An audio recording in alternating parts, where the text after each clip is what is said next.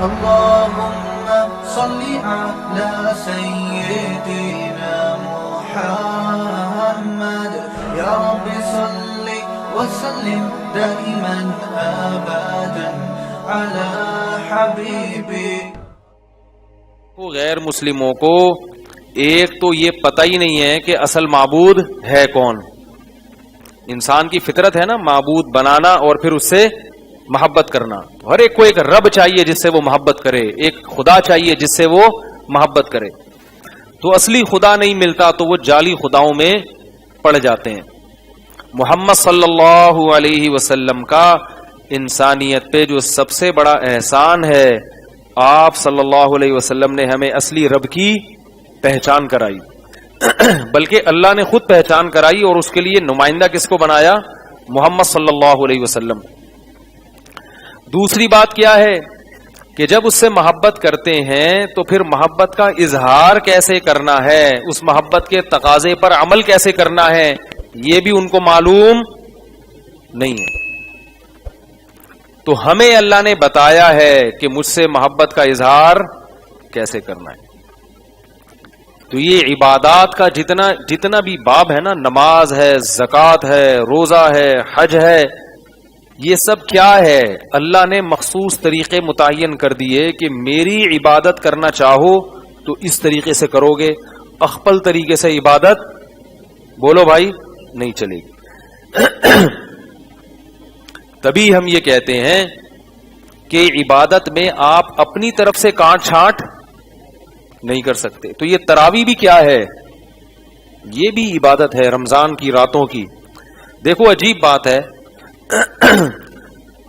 بعض دفعہ ایسے ہوتا ہے کہ 29ویں رات کو 30ویں شب کو تراویح ہو رہی ہوتی ہے. 10 رکعتوں کے بعد اعلان ہوتا ہے کہ جی مفتی منیب صاحب نے چاند کا اعلان کر دیا ہے. 10 رکعتوں کے بعد لوگ فوراً نماز کیا کرتے ہیں؟ چھوڑ دیتے. اب اپنی طرف سے 2 رکعتیں اس میں ایڈ نہیں کر سکتے کہ بھائی نفل نماز ہے, چلو 10 پڑھ لی تو 2 اور صحیح, اب 20 مکمل ہی کر لو. اگر 18 پڑھ لی اور مفتی منیب صاحب کی آواز آپ کے کانوں میں پڑ گئی کہ چاند نظر آ گیا, تو 18 کے بعد 2 مزید رکعتیں آپ بولو بھائی نہیں پڑھ سکتے. نہیں پڑھ سکتے. آپ کہہ سکتے ہیں بھائی نفل پر تو کوئی پابندی نہیں ہے, تو ٹھیک ہے پابندی نہیں تو جاؤ اخفل طریقے سے پڑھو. کس طریقے سے پڑھو؟ اخفل طریقے سے پڑھو. 2 رکعتیں جماعت نہیں ہوگی اب, کیونکہ اس نماز کی جماعت کی خصوصیت کس میں ہے؟ یہ رمضان کے ساتھ. یہ رمضان کو اللہ نے ایک پروٹوکول دیا ہے. شاعر نے کہا ہے نا, تمتع من شمیم عرار نجد فما بعد العشیۃ من عراری.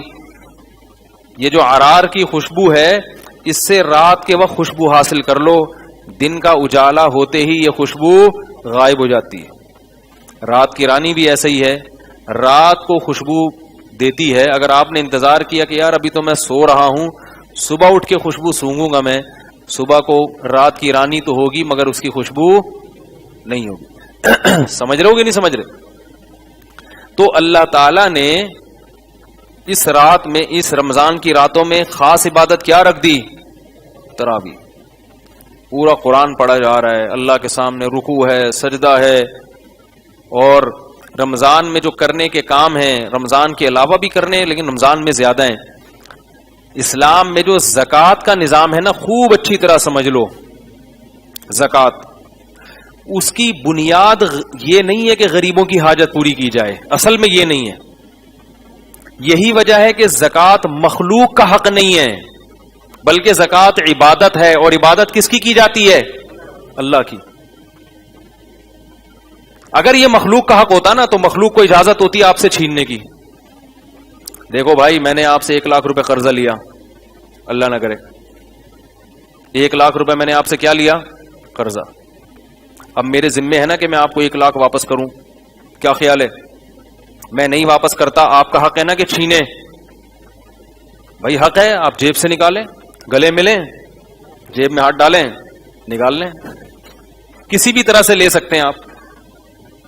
لیکن میرے پاس فرض کریں 40 لاکھ روپے تھے اور محلے میں ایک اکیلے آپ غریب ہیں, معذرت کے ساتھ ابھی تھوڑی دیر کے لیے فرض کر لیں کہ آپ غریب ہیں, ایک اکیلے یہ کیا ہیں؟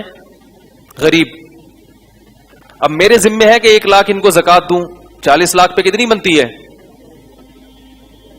40واں حصہ ہے نا, 1 لاکھ بنتی ہے. 1 لاکھ دوں, میں نہیں دے رہا, تو یہ مجھ سے چھین سکتے ہیں؟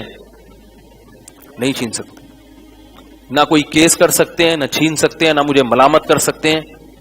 کیوں؟ یہ ان کا حق. یہ جو ہم کہتے ہیں نا زکات غریبوں کا حق, یہ مجازن کہتے ہیں, دوسرے درجے میں کہتے ہیں. زکات عبادت ہے, اور عبادت کس کی ہوتی ہے؟ اللہ کی. اور یہ عبادت حق کس کا ہوتا ہے؟ بولو بھائی, اللہ کا. یہی فرق ہے مسلم اور غیر مسلم کے صدقے میں. غیر مسلم بھی ٹرسٹ بناتے ہیں, صدقات و خیرات کرتے ہیں, اس میں اللہ کی عبادت کا عنصر نہیں ہوتا. جبکہ زکات خالصتاً عبادت ہے, جیسے نماز ہے, جیسے روزہ ہے, جیسے حج ہے, اس طرح زکات بھی کیا ہے؟ عبادت. اللہ کا حق ہے, مخلوق کو حق نہیں ہے آپ سے چھینے. یہ کس کو حق ہے؟ اللہ کو حق ہے. جیسے آپ نماز نہیں پڑھ رہے تو مجھے حق تھوڑی کہ میں زبردستی آپ کو مسجد میں گھسیٹوں. حکومت کو حق ہے, وہ اس لیے کہ حکومت اللہ کی نائب ہوتی ہے زمین پہ نا, اللہ کا نظام نافذ کرنے کے لیے. وہ تو اللہ کی نیابت میں یہ کام کر رہی ہے, ورنہ یہ انسان کا حق نہیں ہے کہ زبردستی کسی کو آپ نماز پڑھائیں. آپ بولیں گے بھائی تمہارے پیسے میں نے لیے ہوں, تم اس کی بات کرو, نماز کی بات کیوں کرتے ہو؟ پانی وانی کی بات کرتے ہو, دل جلانے کی بات کرتے ہو, 6 مہینے سے منہ نہیں دھویا, تم نہانے کی بات کرتے ہو. ہم ایک گاؤں میں تھے, تو وہاں پانی ختم ہو گیا تھا, بڑے پریشان تھے.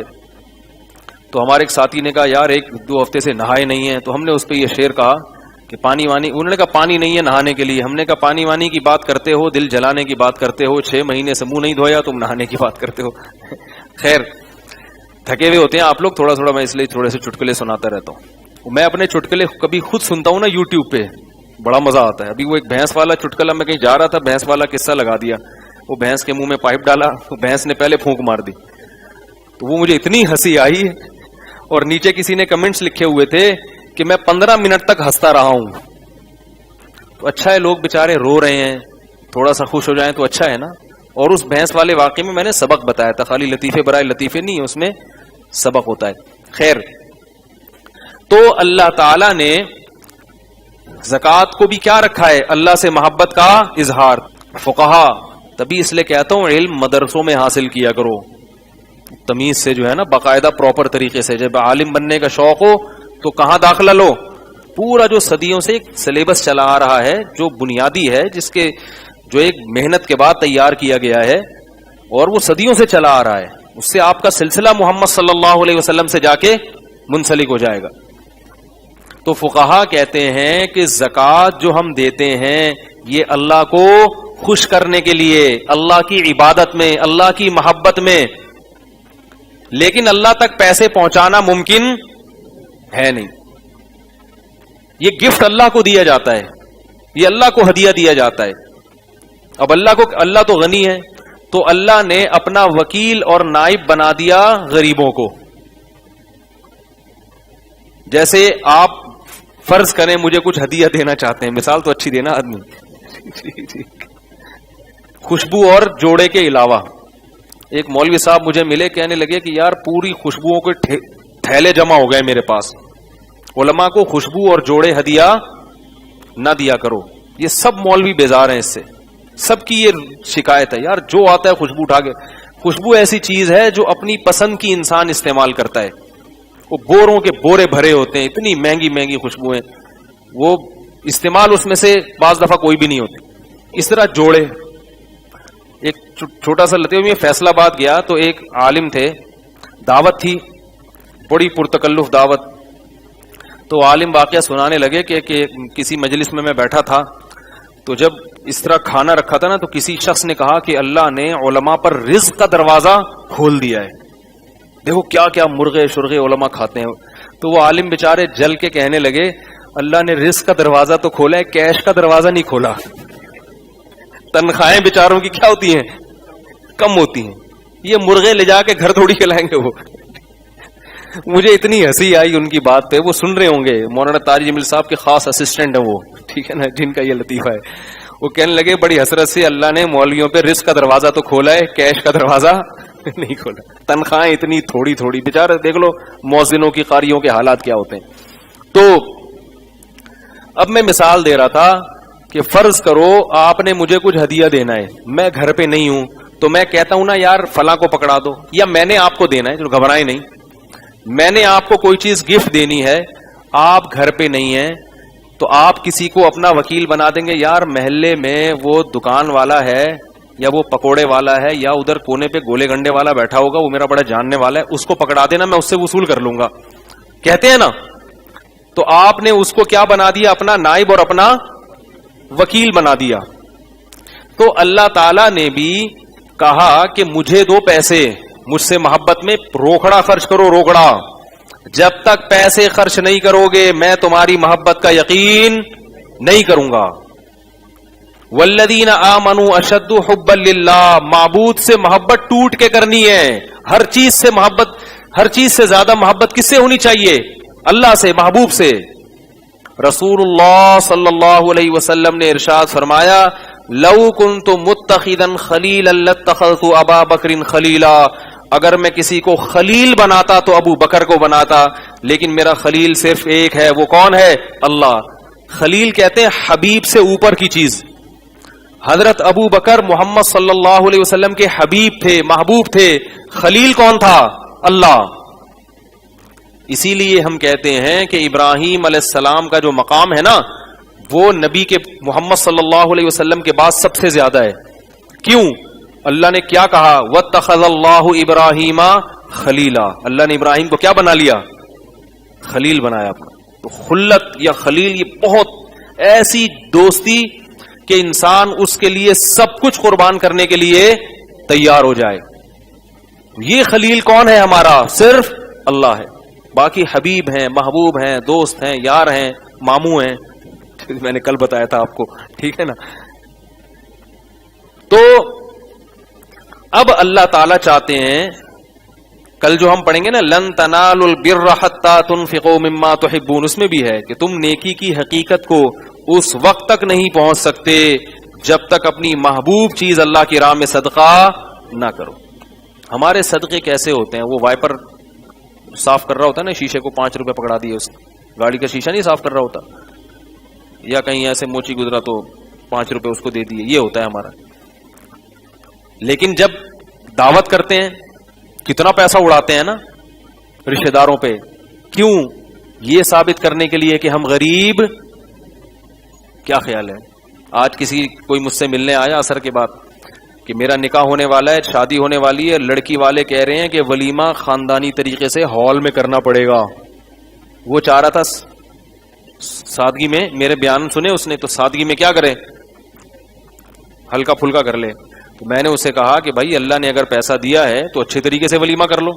لڑکی والوں کی چاہت ہوتی ہے کہ بھائی ہم اپنے رشتہ داروں کو بلائیں گے, تو ظاہر ہے ان کا بھی ایک معیار زندگی ہے نا. سادگی کا لوگ مطلب ہی غلط سمجھتے ہیں. بھائی اللہ نے اگر گنجائش دی ہے تو اس حساب سے کھانا کھلاؤ. آپ کروڑوں روپے کما رہے ہو اور سادگی اتنی کہ ولیمے میں دال چاول کھلا رہے ہو لوگوں کو, تو یہ سادگی نہیں ہے, یہ حماقت اور بولو بھائی بے وقوفی ہے. تو میں نے کہا ان کے حساب سے کر لو ولیمہ, ہاں مس گیدرنگ نہیں ہونی چاہیے, جو غیر شرعی چیز ہے, اگر اللہ نے گنجائش دی ہے. تو اب دیکھو لوگ رشتہ داروں کو خوش کرنے کے لیے بڑی بڑی دعوتیں کرتے ہیں, اللہ کو خوش کرنے کے لیے اتنی بڑی دعوتیں, بولو نا یار, اتنا پیسہ خرچ نہیں کیا جاتا اللہ کو خوش. پیسہ ڈاکٹر بننے کے لیے 5-5, 10-10 لاکھ روپے فیسیں جمع کرا دیں گے, قرضے لے کے ادھر ادھر سے. لیکن اللہ کو راضی کرنے کے لیے, جہنم کی آگ کو ٹھنڈا کرنے کے لیے, اللہ کے غضب کو ٹھنڈا کرنے کے لیے بہت زیادہ اگر کرتے ہیں تو کسی غریب کو کسی ہوٹل سے نہاری باندھ کے شاپر میں ڈال دی, یہ بھی جائز ہے, یہ بھی اچھا کام ہے. لیکن اللہ کے بندو, اگر اللہ پر ایمان رکھتے ہو, یقین ہے کہ یا تو ہے ہی نہیں اللہ, معاذ اللہ, پھر تو 5 روپے کی بھی ضرورت نہیں ہے. لیکن اگر یقین ہے اللہ ہے, آج جو ہم نے آیات پڑھی ہے نا اس میں بہت ہے اس بات کا تذکرہ. یا ایھا الذین آمنوا انفقوا مما رزقناکم انفقوا من طیبات ما کسبتم, اے ایمان والو جو کچھ کماتے ہو نا اس میں سے پاکیزہ چیز خرچ کرو. طیب کا معنی مرغوب چیز, مرغوب چیز خرچ کرو, مرغوب. ولا تیمموا الخبیث منہ, جب خرچ کرنے کی باری آئے تو ناقص چیزیں تلاش نہ کیا کرو. یہ والے کپڑے چونکہ پھٹے ہوئے ہیں, اس کی شلوار پھٹی ہوئی ہے, 3 دفعہ سی چکا ہوں, پھر بھی سلنے کا نام نہیں لے رہی, تو چلو یہ کس کو پکڑا دو, یہ غریب کو پکڑا دو. ضائع کرنے سے تو بہتر ہے کہ کسی غریب ہی کو دے دیں, لیکن وہ تو ضائع ہونے سے بچانے کے لیے نا. لیکن جب صدقے کی نیت کریں, اصل صدقہ کیا ہے؟ نفیس چیز اللہ کی راہ میں بولو بھائی صدقہ کی جائے. جب کسی کو پٹانا ہو, تھوڑی نامناسب مثال ہے, تو کسی کو گفٹ دینا ہو, کسی گرل فرینڈ کو پٹانے کے لیے, تو کیا گھر کے پرانے پجامے نکال کے اس کو پکڑاتے ہو؟ بولتے کیوں نہیں ہیں کہ یار وہ پیٹی سے میری دادی کے جہیز, دادی کا انتقال ہو گیا, ان کے کچھ پرانے پجامے جو جہیز میں ملے تھے وہ رکھے ہوئے, یہ اس کو پہنچا دو. بھائی آپ کو پتا ہے کوئی بھی عزت دار آدمی اس چیز کو پسند نہیں کرتا. بچا ہوا کھانا تھوڑی دو گے.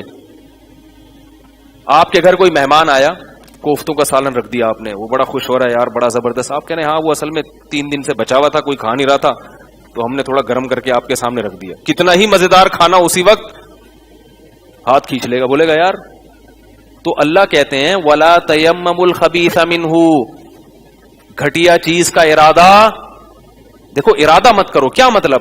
ضائع ہونے سے بچانے کے لیے اگر صدقہ کر دیا وہ تو ٹھیک ہے بھائی, بعض دفعہ کھانا بچ گیا تو پھینکے گا تو غریب کو دے دو, وہ الگ ہے. لیکن الگ سے ارادہ کر کر کے ایسی چیزیں تلاش کرنا, پرانے پجامے, پرانے سڑے ہوئے کھانے تلاش کر کر کے, جب اصل صدقہ کرنے کا ارادہ ہو نا اللہ کے لیے, تو نفیس چیز نکال کے بولو بھائی اچھی چیز نکال کے صدقہ کیا کرو. کیوں؟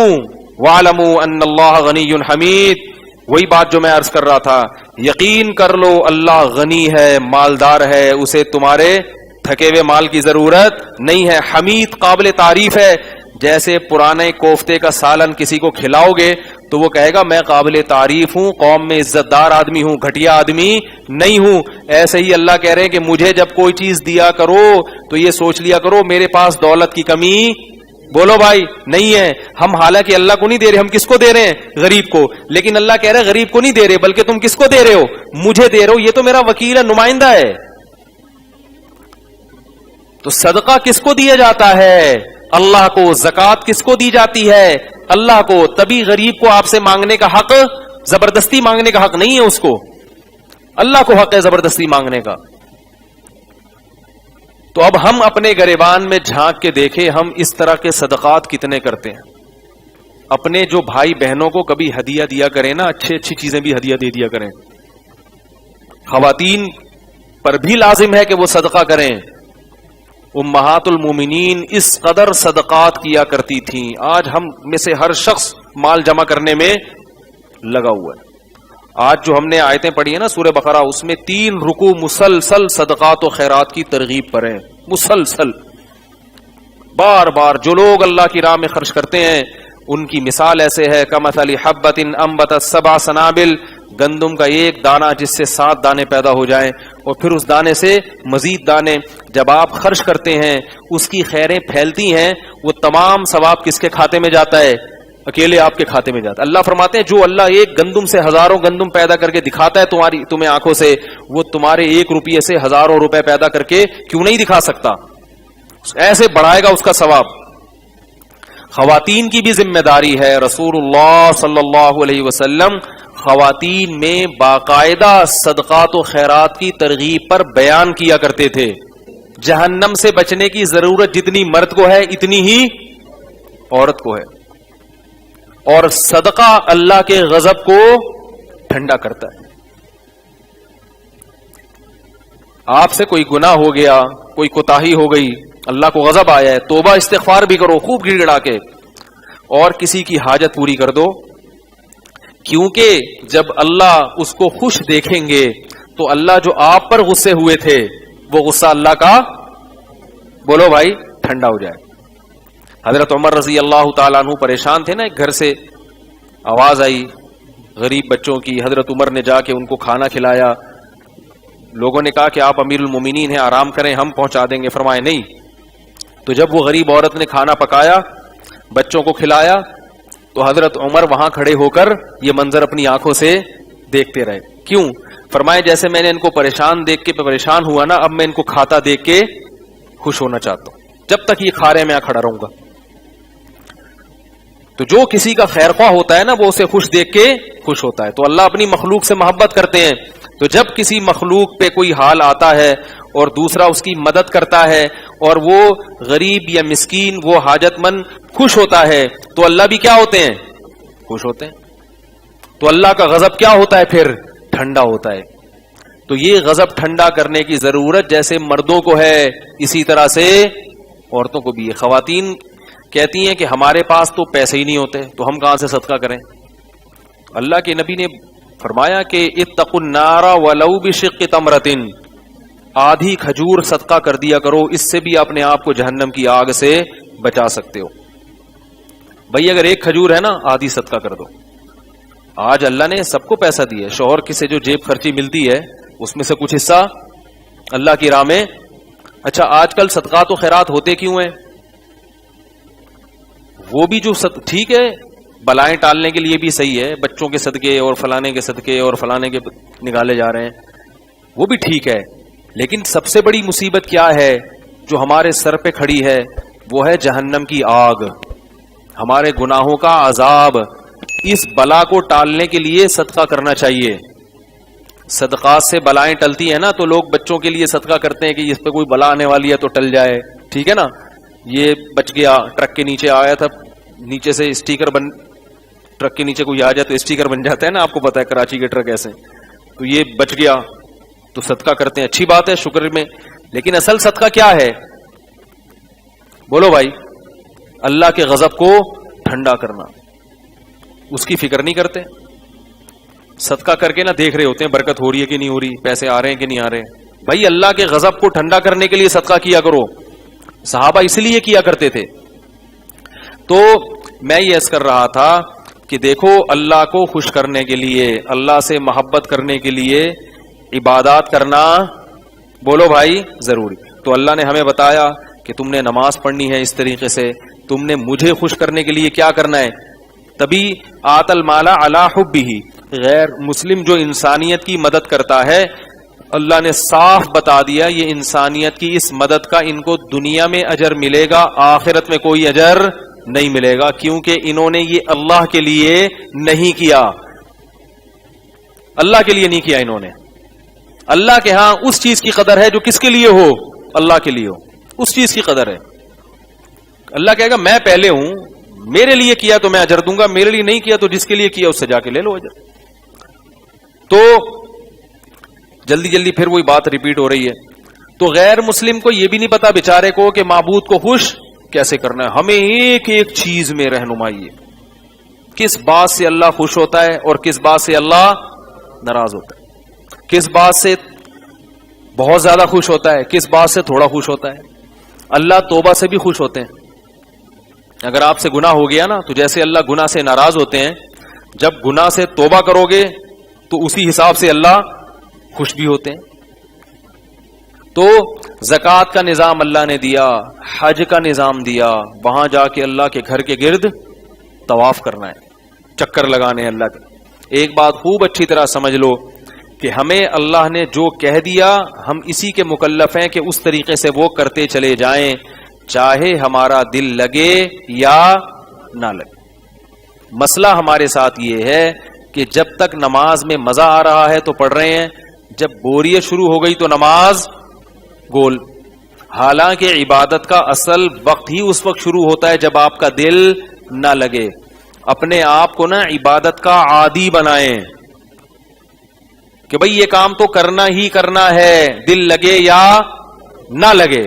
بعض اوقات نماز میں دل نہیں. ابھی دیکھو آج مجھے صبح سے جاگا ہوں, یعنی دوپہر کو آرام کا موقع نہیں ملا نا, تو ابھی جب میں نے افطاری کی اتنی ٹائٹ قسم کی نیند آئی نماز پڑھنے کے بعد نا, کہ منزل بھی یاد کرنی تھی. وہ میں نے پارا دہرایا تو میرے پاس صرف 10 منٹ تھے سونے کے لیے. کتنا ٹائم تھا؟ 10 منٹ. گھر والوں کو میں نے کہا مغرب سے عشاء کے درمیان 10 منٹ کا ٹائم مجھے ملا سونے کے لیے, تو مجھے اتنی سخت نیند آ رہی تھی, میں نے گھر والوں سے کہا کہ 10 منٹ میں سو رہا ہوں, مجھے 10 منٹ بعد اٹھا دینا. نہیں اٹھائے تو پورا محلہ میرے گھر پہ کھڑا ہوگا, کیونکہ نماز بھی پڑھانی ہے, تراویح بھی پڑھانی ہے. 10 منٹ کے بعد میری جب آنکھ کھلی ہے نا, وہ 10 منٹ اتنی گہری نیند آئی ہے. جب گھر والوں نے اٹھایا تو میں سمجھ رہا تھا سحری کے لیے اٹھایا ہے. میں کیا سمجھ رہا تھا, اور ایسے لگ رہا تھا جیسے قبر سے کسی مردے کو اکھاڑا جا رہا ہوتا ہے کہ قیامت قائم ہو گئی ہے, اٹھ جاؤ. اتنی گہری نیند کہ بالکل ہوش نہیں کہ میں کہاں ہوں. اور کہنے کا مقصد کیا ہے کہ نماز پڑھنے کا بالکل بھی دل نہیں چاہ رہا تھا. اتنی ایسی سخت نیند تھی کہ یار بستر کو کیسے چھوڑ دیں, تھکاوٹ میں آپ سو اور اتنی گہری نیند ابھی شروع ہوئی اور آپ کو کوئی آگے اٹھا دے. بالکل بھی دل نہیں چاہ رہا. میں سوچ رہا تھا کہ بھائی کیسے پڑھوں گا نماز میں اور کیسے پڑھاؤں گا. لیکن ایک چیز ہے بھائی, یہ تو کرنا ہے ہی. کیا خیال ہے؟ پبلک بھی کھڑی بھی ہے پیچھے, لوگ بولیں گے امام صاحب کہاں ہو گئے, امام صاحب بھی شارٹ ہو گئے, اور تراویح بھی پڑھا رہے ہیں, لوگ آ رہے ہیں تراویح پڑھنے کے لیے. بہرحال اٹھے, وضو کیا. عجیب سی کیفیت تھی, جب گہری نیند سے انسان ادھوری نیند سے اٹھتا ہے تو کیا کیفیت ہوتی. لیکن کتنی دیر رہی ہے وہ کیفیت. تھوڑی دیر کے بعد طبیعت بولو بھائی سیٹ ہو گئی. شروع کی 4-6 رکعتوں میں دل نہیں لگا, پھر نماز میں دل لگنا بولو بھائی شروع ہو گیا. بڑا مزہ آیا آج تو تلاوت میں. تو یہ میں کیوں واقعہ سنا رہا ہوں کہ یہ دل جو ہے نا ان چکروں میں بولو بھائی نہیں پڑا کرو. اب اگر میں سوچتا کہ یار اتنی سخت تھکاوٹ ابھی اٹھ کے جاؤں, ایسی نماز کا کیا فائدہ کہ جب دل ہی نہ لگ رہا اس میں, ہمت ہی نہیں ہو رہی, چھوڑو یار رات کو پڑھ لیں گے. تو اس وقت بھی وہی کنڈیشن ہوتی جو اب ہے. تو ایک چیز جب طے ہے کہ بھائی یہ تو چھوڑ سکتے ہی نہیں ہے, عشاء کی نماز کیسے چھوڑ دیں, یہ تو چھوڑ سکتے ہی نہیں ہے, وہ تو آنا ہی آنا ہے. 2-4 رکعتوں میں سستی ہوئی, اس کے بعد کیا ہوا, فٹ فاٹ. تو میرے پاس لوگوں کی کالز آتی ہیں, دل نہیں لگ رہا, یہ نہیں ہو رہا, تلاوت میں بس. بھائی کر لو, دل لگے نہ لگے, جب کام کرنا شروع ہو گئے انشاءاللہ دل لگنا خود بہت. یاد رکھو کسی چیز کا ارادہ کرنا مشکل ہوتا ہے, کام کرنا مشکل نہیں ہوتا. یہ خوب اچھی طرح جس کو یہ چیز سمجھ میں آ گئی نا, وہ دنیا میں بڑے بڑے کام نمٹا دے گا. ہم یہ سمجھ رہے ہوتے ہیں کہ میرے لیے جو اٹھنا مشکل ہوتا ہے نا, تو یہی کیفیت میری ہر وقت رہے گی. ایسا نہیں ہے. آپ ایک دفعہ اٹھ کے کام شروع کر دو, آپ کی طبیعت میں خود بخود نشاط پیدا. اچھا پھر مجھے اس وقت یہ بھی خیال آ رہا تھا یار تراویح کے بعد بیان بھی کرنا ہے. اگر اس وقت مجھ سے پوچھتے, میں کہتے بیان گیا نہ بیان کروں گا, تراویح بھی اخپل طریقے سے پڑھ لوں گا. لیکن سب اب ہو گیا نا, آپ دیکھو کیسے فٹ فاٹ بیان کر رہا ہوں آپ کے سامنے. حضرت مفتی محمد تقی عثمانی صاحب کا ایک دفعہ ہم نے بیان سنا, وہ بیان کرنے کے لیے آئے, فرمائے کہ آج میرا بالکل بھی موڈ نہیں تھا بیان کا, لیکن میں نے سوچا کہ اگر میں دل کی ماننا شروع کر دی, خواہشات کی پیروی شروع کر دی, تو آج ایک بیان کا ناغہ کروایا, بیت المکرم میں ان کا بیان ہوتا تھا, تو پھر یہ دوبارہ ناغہ کروائے گا, پھر کیا شروع ہو جائیں گے آہستہ آہستہ, میں اپنی زبان میں کہہ رہا ہوں ٹلے, پھر ٹلے بازی شروع. تو حضرت مفتی تقی عثمانی صاحب نے فرمایا کہ میں نے اس لیے آج آیا ہوں, بالکل موڈ نہیں تھا, لیکن میں نے کہا کہ ناغہ نہ ہو, اور پھر ایسا خاندانی بیان کیا انہوں نے زبردست فٹ فاٹ. تو جب آپ کسی چیز کا ارادہ کر رہے ہیں نا, اس وقت شیطان گھسیٹتا ہے.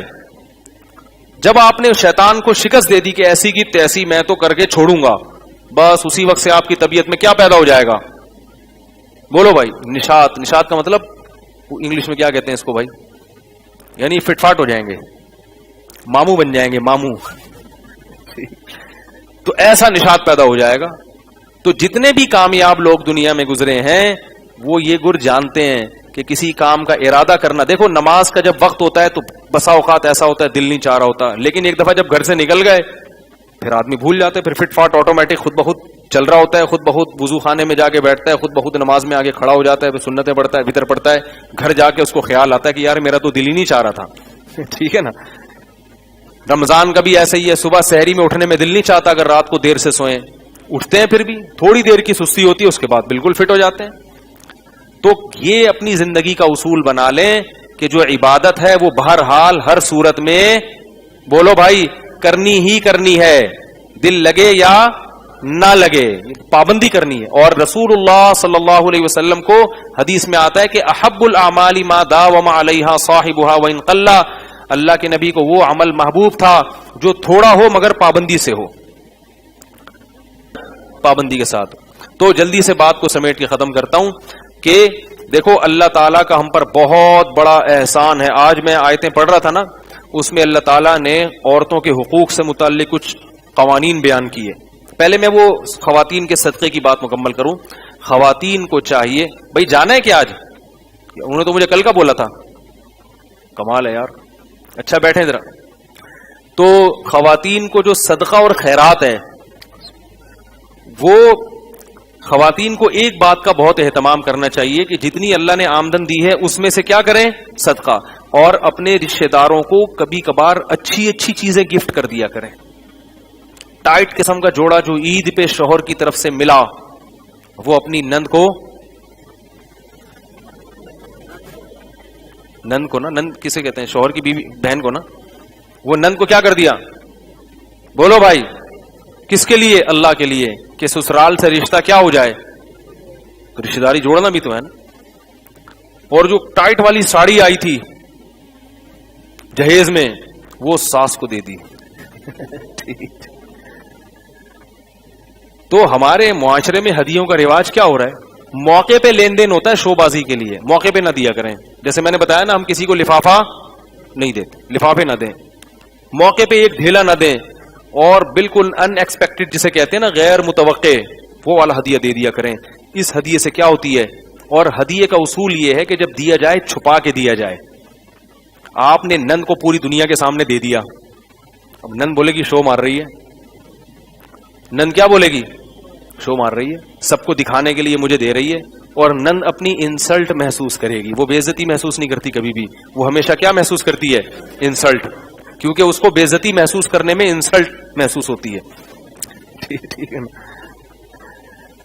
تو وہ بھی اپنی بے عزتی محسوس کرے گی کہ بھائی وہ اسے شو بازی کے لیے. ہر ایک کا دل اتنا بڑا تھوڑی ہوتا ہے, تو اس لیے چپکے سے دو, اور اس کو بولو بھائی کسی کو بتانا نہیں کہ یہ میں نے تمہیں دیا ہے. ہمارے یہاں شو بازیاں ہو رہی ہیں, بار بار اس کو بتا رہے ہیں یہ میں نے دیا, یہ میں نے دیا, یہ ساڑی یہ تو میں نے دی ہے, ٹھیک ہے نا, یہ گھڑی یہ تو میں نے دی ہے. تو بار بار شو بازی شو بازی. تو اللہ کو یہ کس کو خوش کرنے کے لیے ہو رہا ہے؟ دیکھو اس کا بڑا فائدہ پتہ ہے کیا ہوگا؟ جب آپ اللہ کو خوش کرنے کے لیے اپنے رشتہ داروں کو گفٹ دیں گے, تو اگر وہ قدر نہیں بھی کرتے اور آپ کے ہدیے کی قدر آپ کا یعنی شکر نہیں بھی کرتے, تو بھی آپ کو تکلیف. سب سے بڑا فائدہ یہ ہے. ہمارے معاشرے میں آج جو آدمی رشتہ داروں کے ساتھ اچھا سلوک کرتا ہے نا, وہی سب سے زیادہ ٹینشن میں ہوتا ہے, کیونکہ وہ کہتے ہیں یار میں اتنا اچھا ہوں اور ان کا بیہیویئر دیکھو میرے ساتھ. تو بھائی آپ اتنے اچھے اللہ کے لیے ہیں نا, تو اللہ کا سلوک آپ کے ساتھ انشاءاللہ بہت اچھا ہوگا. تو آپ کو کیا ضرورت ہے یہ آپ کے ساتھ اچھا سلوک کریں یا نہ کریں؟ بھائی ہم نے اللہ کے لیے کیا, ہم تو کسی کو بتانا بھی نہیں چاہتے. ہم تو کسی کو ہدیہ دیں تو ہم تو یہ شو بھی نہیں کرنا چاہتے کہ یہ ہدیہ, یہ گفٹ ساس کو کس نے دیا ہے؟ بہو نے دیا ہے. تو شو بھی نہیں کرنا چاہتے ہم, تو چاہتے ہیں چھپا رہیے. میں اکثر اپنے رشتہ دار کا واقعہ سناتا ہوں کہ وہ جب آتے تھے گھر, اپنے والد صاحب کو ایک اچھا اماؤنٹ پکڑاتے تھے اور کہتے تھے اپنی طرف سے رشتہ داروں میں یہ تقسیم کر دیں اپنے نام سے, یہ نہیں بتانا کہ یہ کس نے دیے ہیں, میں نے دیے, تاکہ آپ کی ویلیو ہو.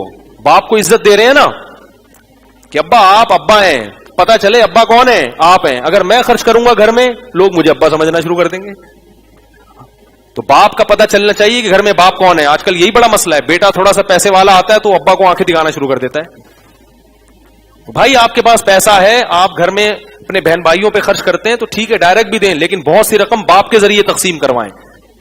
اور یہ شو نہ کریں کہ یہ ابو کو میں نے دیے تھی اور ابو جو تمہیں دے رہے ہیں نا یہ ابا یہ میں نے دی. نہ ابا آپ جانو آپ کی اولاد ہے, ساری زندگی آپ نے ہمیں کھلایا, یہی شو ہوگا کہ آپ کھلا رہے ہیں. اس کا اپنا مزہ ہے بھائی, اللہ کے لیے چھپاؤ اس کو. دکھا کے خرچ کرنے کی فضیلت اس وقت ہے جب لوگوں کو ترغیب دینا مقصد ہو, ورنہ صدقہ کون سا بہتر ہے؟ چھپا کے دکھا کے, اس لیے کہ ترغیب دینے کے لیے بعض دفعہ, تاکہ ایک بھائی خرچ کرے گا دوسروں کو بھی ترغیب ہوگی. معاشرے میں اس کا رواج, باپ خرچ کرے گا تاکہ اولاد کو ترغیب ہو. ایک صاحب تھے, مجھے ان کا تعلق ایسی قوم سے تھا جو کنجوسی میں مشہور ہے. میں نے ان کو دیکھا, بڑی سخاوت, اپنے بہن بھائیوں پہ بہت خرچ کرتے تھے. وہ ہر وقت بہن بھائیوں کو ہدیے بھیج رہے ہیں ہر وقت. میں نے ان سے پوچھا یار آپ کے بارے میں تو ہم نے سنا تھا یہ لوگ کنجوس ہوتے ہیں. انہوں نے کہا ایسا نہیں ہے. میں نے کہا یہ آپ نے کہاں سے سیکھا؟ یہ کہہ رہے ہیں میرے والد صاحب کو میں نے دیکھا تھا کہ اپنے بہن بھائیوں پہ, بولو بھائی, میری پھپھیوں پہ اور چاچوں پہ خرچ کرتے تھے. انہوں نے کسی مولوی صاحب کا بیان نہیں سنا, اس صاحب نے کوئی تقریر نہیں سنی سخاوت پہ, اپنے باپ کو دیکھا کہ وہ اپنے بہن بھائیوں پہ خرچ کر رہا ہے, تو ابا سے یہ چیز کہاں ٹرانسفر ہو گئی, خود بخود بیٹے میں. سمجھ رہے ہو کہ نہیں سمجھ رہے؟ تو یاد رکھو, اپنے اگر آپ کی اللہ نے اولاد دی ہے اور آپ چاہتے ہو کہ میرے مرنے کے بعد میرا بیٹا میری بیٹیوں کا خیال رکھے, تو زندگی میں اپنے بہنوں کا خیال رکھنا. ارے یار بولو. آپ چاہتے ہو کہ میرا بچہ میرے بڑھاپے میں میری خدمت کرے, میرے سامنے اف بھی نہ کرے, تو بچے کی موجودگی میں اپنے باپ کے سامنے اپنے بازوؤں کو جھکا دو, گالیاں بھی دے باپ, جو مرضی کہے چپ. بیٹا پوچھے کہ ابا دادا آپ کو اتنا الٹا سیدھا بولتے ہیں, آپ کچھ بولتے نہیں, تو آپ بولو بیٹا وہ دادا کس بات کے ہوئے پھر ہے بھائی, بیٹا وہ دادا ہیں, دادا کو اللہ نے حق دیا ہے, دادا گھر کا سربراہ ہوتا ہے, وہ میرا باپ ہے, میں اس کے سامنے کیسے بولوں؟ یہ نہ بولے بچے کو کہ میں اس لیے نہیں بول رہا تاکہ تم بھی نہ بولو, بچہ بولے گا تو سیاست ہے. بولے بیٹا باپ کے سامنے آواز نہیں اٹھائی جاتی, یہ چیز بیٹا سیکھے گا. جن خاندانوں میں یہ رواج ہے ان کے بچوں نے اگر ماں باپ کے حقوق پر تقریریں نہیں بھی سنی ہوتی, پھر بھی وہ اپنے والدین کا احترام کرتے ہیں, ان کی خدمت کرتے ہیں. اور جن کے گھروں میں رواج نہیں ہے, گھنٹوں گھنٹوں سالوں کو بٹھا کے نا ترغیبیں دیتے رہو, ایک ایک گھنٹہ میں تو دیکھ رہا ہوں نا, پھر بھی وہ برداشت نہیں کرتے. تو ماحول کریٹ کرنا پڑتا ہے, گھر میں سخاوت کا ماحول.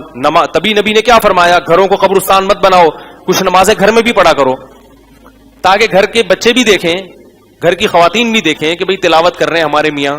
اب گھر کی خواتین کیا دیکھ رہی ہیں, ہر وقت نیٹ پہ بیٹھا ہوا ہے, فلم دیکھ رہا ہے, کنڈی لگائی ہوئی ہے, پتہ نہیں کس سے باتیں کر رہا ہے, کیا کر رہا ہے. تو آپ کی اولاد پھر یہی ہوگی, وہ بھی کنڈیاں لگا لگا کے بیٹھے گی. تو بہت اپنے آپ کو بھائی سنبھالنا پڑتا ہے. تو میں بات کو ختم کرتا ہوں. اللہ تعالیٰ نے ہمیں اپنے آپ کو خوش کرنے کے کیا بتائے طریقے, تو خواتین کو بھی چاہیے کہ کیا کریں اللہ کو خوش کرنے کے لیے, جتنی اللہ نے گنجائش دی ہے اس حساب سے صدقات و خیرات کریں.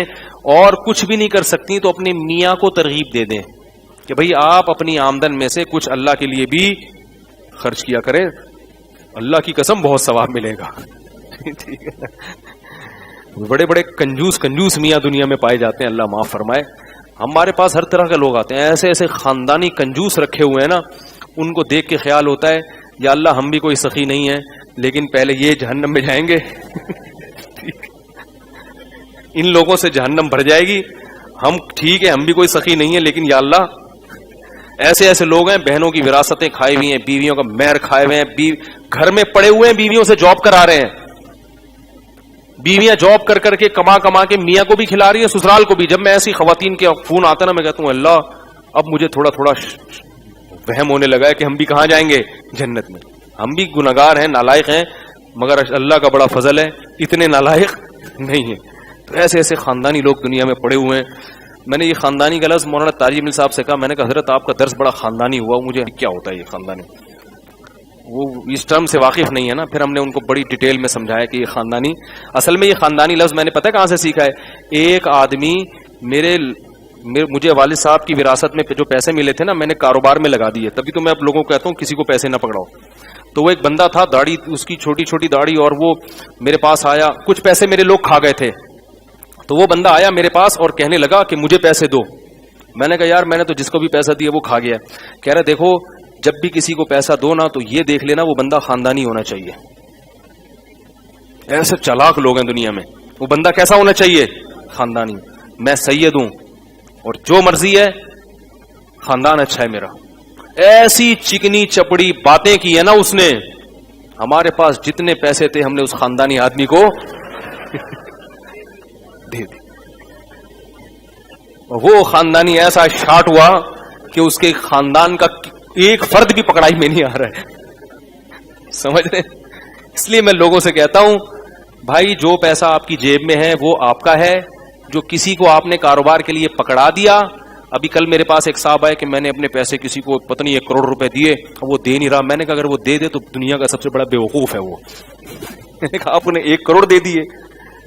بیوقوف اس لیے ہے کہ دنیا کے لحاظ سے, دنیا میں تو اس کو حماقت, آپ کیا بگاڑ لیں گے اس کا, پھر بھی دے دیے اس نے, تو دنیا کے لحاظ سے وہ بیوقوف ہی ہے. تو یہ خاندانی کا لفظ جو ہے نا یہاں سے آیا ہے. تو باتیں بکھر رہی ہیں, جلدی ٹوٹی پھوٹی جو اللہ نے کہلوا دی. تو بھائی صدقات و خیرات کرو اور کچھ اچھی اچھی چیزیں بھی اللہ کی راہ میں صدقہ کیا کرو اللہ کو خوش کرنے کے لیے. تو یہ وہ محبت کے اظہار کے طریقے ہیں معبود سے محبوب سے جو اللہ اس کے رسول نے ہمیں بتائے ہیں. نماز، حج، زکوٰۃ. اور نبی صلی اللہ علیہ وسلم رمضان میں سخاوت کا دریا بن جایا کرتے تھے. اتنی سخاوت ہے. حالانکہ تھا کیا نبی کے پاس؟ گھر میں چولہا نہیں جل رہا، مگر جو آ رہا ہے وہ دریا کی طرح بہ رہا ہے. اتنی سخاوت کیا کرتے تھے آپ صلی اللہ علیہ وسلم رمضان میں. رمضان میں تلاوت زیادہ اور صدقات و خیرات زیادہ. یہ کام نبی صلی اللہ علیہ وسلم رمضان میں زیادہ کیا کرتے تھے. ہمیں بھی کرنا چاہیے. اللہ تعالی ہم سب کو سمجھنے کی، عمل کرنے کی توفیق عطا فرمائے. مفتی طارق مسعود صاحب کے بیانات سننے کے لیے youtube.com/مفتی طارق مسعود کو سبسکرائب کریں. اور اگر آپ لائیو ویڈیو کو کبھی بھی مس نہیں کرنا چاہتے ہیں تو سبسکرائب کرنے کے بعد بیل آئیکن پہ کلک کرنا مت بھولیں. جزاک اللہ.